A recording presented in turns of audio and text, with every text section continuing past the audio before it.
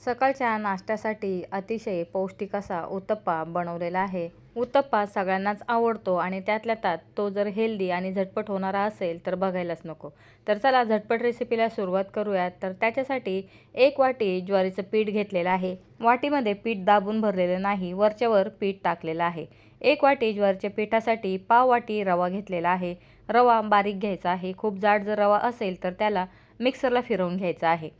आता अर्धी वाटी दही घेतलेलं आहे. दही घेताना थंड दही घ्यायचं नाही, रूम टेम्परेचरचं दही घ्यायचं आहे. आणि याच्यामध्ये 1 वाटी आपण पाणी टाकणार आहोत. तर पाणी एकदम टाकायचं नाही, थोडं थोडं पाणी टाकायचं आणि मिक्स करायचं आहे. आपल्याला दहीमधील सगळ्या गाठी इथे मोडून घ्यायच्या आहेत. तुम्ही सर्व हे मिश्रण मिक्सरला सुद्धा फिरवून घेऊ शकता.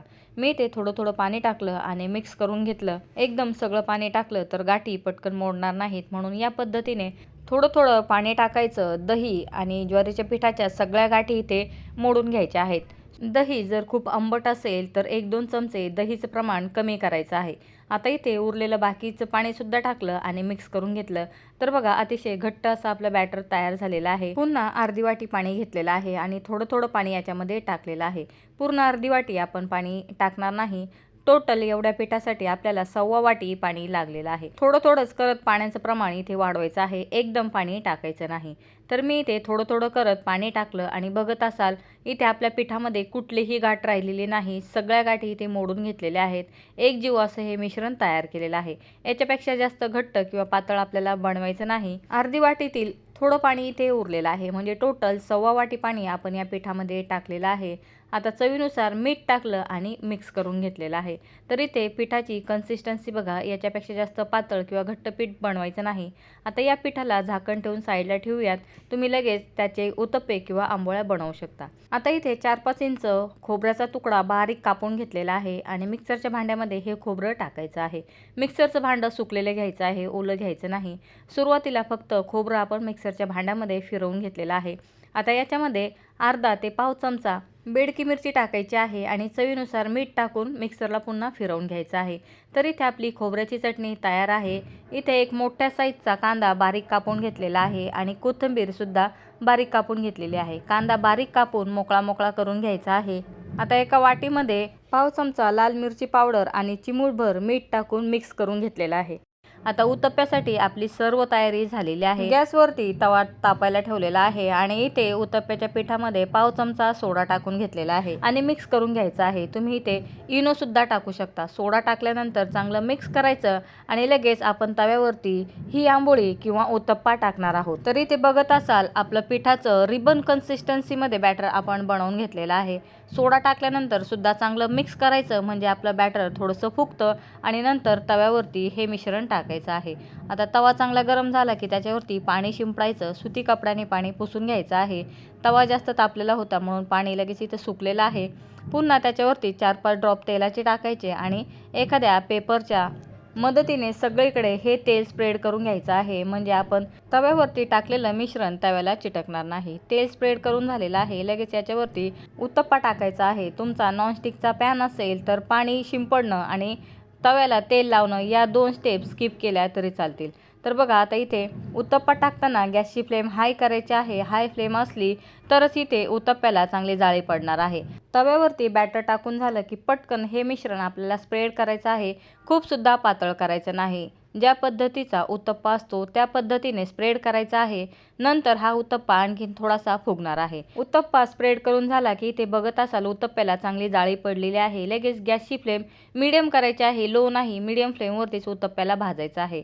जी आपण मिरची आणि मीठ मिक्स करून ठेवलेलं आहे ते इथे पिठावरती टाकायचं. त्याच्यावरती कापून ठेवलेला कांदा टाकायचा आहे. ही प्रोसेस आपल्याला थोडीशी फास्ट करायची आहे, नाहीतर मग आपला जो उत्तप्पा आहे तो खालच्या साईडला जळण्याची शक्यता असते. बराच वेळेस वरच्या साईडला पीठ सुकलं की कांदा पिठाला चिटकत नाही, म्हणून थोडंसं पुन्हा इथे बॅटर टाकायचं. त्याच्यावरती कांदा टाकायचा आणि बघा कांदा टाकल्यानंतर तो या पद्धतीने खालच्या साईडला दाबून घ्यायचा आहे, म्हणजे उत्तप्पा पलटी केल्यानंतर सुद्धा कांदा उत्तप्प्यातून पडणार नाही. बराच वेळेस उत्तप्पा पलटी केला की सगळा कांदा खाली पडत असतो. कांदा दाबून झाला की लगेच त्याच्यावरती कोथिंबीर टाकायची आणि कोथिंबीरसुद्धा या पद्धतीने दाबून घ्यायची आहे. गॅसची फ्लेम इथे हाय ठेवायची नाही. ही सर्व प्रोसेस आपल्याला मीडियम फ्लेमवरती करायची आहे. इथे साईडने तेल टाकू शकता किंवा कांद्यावरती सुद्धा तेल टाकू शकता.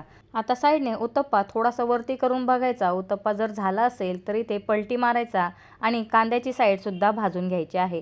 कांद्याची साईड मीडियम फ्लेमवरतीच भाजायची आहे. वरच्या साईडने या पद्धतीने हळूवारपणे चमच्याने दाबायचं, म्हणजे खालची साईडचा कांदा चांगला शिजेल आणि भाजलासुद्धा जाणार आहे. इथे खालची बाजू थोडीशी वरती करून कांदा चेक करायचा. कांदा चांगला भाजला गेला असेल तर आपला उत्तप्पा तयार झालेला आहे. तर बघा, या पद्धतीने ज्वारीच्या पिठापासून उत्तप्पा तयार झालेला आहे. अतिशय हेल्दी आहे.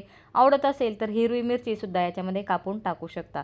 आता इथे दुसरा उत्तप्पासाठी पुन्हा बॅटर टाकलेला आहे. बघत असाल बॅटरला भरपूर अशी जाळी पडलेली आहे. पुन्हा तव्यावरती उत्तप्पा टाकताना गॅसची फ्लेम हाय करायची आणि नंतरच उत्तप्पा टाकायचा आहे. उत्तप्प्याला जाळी पडली की पुन्हा गॅसची फ्लेम मीडियम करायची आहे आणि आपण मिक्स करून ठेवलेली लाल मिरची, मिठाची पावडर टाकायची, कांदा टाकायचा, कोथिंबीर टाकायची आणि चमच्याने हळूवारपणे कांदा आणि कोथिंबीर खालच्या साईडला दाबून घ्यायचा आहे. तर एवढ्या पिठापासून आपण 3 उत्तप्पे बनवलेले आहेत. अतिशय झटपट अशी होणारी रेसिपी आहे. तर बघा, अतिशय टेस्टी असा आपला उत्तप्पा तयार झालेला आहे. बराच वेळेस कांदा पटकन शिजत नाही, म्हणून इथे कांद्यावरती 4-5 थेंब तेल टाकून घेऊ शकता आणि बघा, उत्तप्पा इथे पलटी करून घ्यायचा आहे. पुन्हा उत्तप्प्याला खालच्या साईडने चेक करायचं आणि उत्तप्प्याला पलटी मारून घ्यायची आहे. खालची साईड बघा किती सुंदर भाजल्या गेलेली आहे आणि इथे 2-3 वेळेस उत्तप्प्याला पलटी केलं तरी उत्तप्प्यातील कांदा पडलेला नाही. या पद्धतीने उत्तप्पा करून बघा. अतिशय टेस्टी, हेल्दी आणि झटपट होणारी रेसिपी आहे. आता उत्तप्पा काढताना एखाद्या सुती कपड्यावरती उत्तप्पे काढून घ्यायचे आहेत. आता इथे उत्तप्पा सर्व करताना आपण जी खोबऱ्याची चटणी बनवलेली आहे ती टाकायची आहे. तर बघा, मी या पद्धतीने सगळीकडे खोबऱ्याची चटणी स्प्रेड करून घेतलेली आहे. या चटणीमुळे उत्तप्प्याची चव डबल होण्यास मदत होते. नक्की या पद्धतीने ही चटणी आणि उत्तप्पा ट्राय करून बघा. दुसऱ्या उत्तप्प्यावरती सुद्धा मी सर्व चटणी स्प्रेड करून घेतलेली आहे. तर बघा, अतिशय हेल्दी, टेस्टी आणि झटपट असा ज्वारीच्या पिठापासून उत्तप्पा तयार झालेला आहे. उत्तप्पा म्हटला की त्याच्याबरोबर ओल्या नारळाची चटणी हवी, तर मी इथे खोबऱ्याची चटणीसुद्धा बनवून घेतलेली आहे. तर नक्की या पद्धतीने ज्वारीच्या पिठापासून उत्तप्पा ट्राय करून बघा. व्हिडिओ आवडला तर व्हिडिओला लाईक करायला आणि चॅनलला सबस्क्राईब करायला विसरू नका. व्हिडिओ बघितल्याबद्दल धन्यवाद.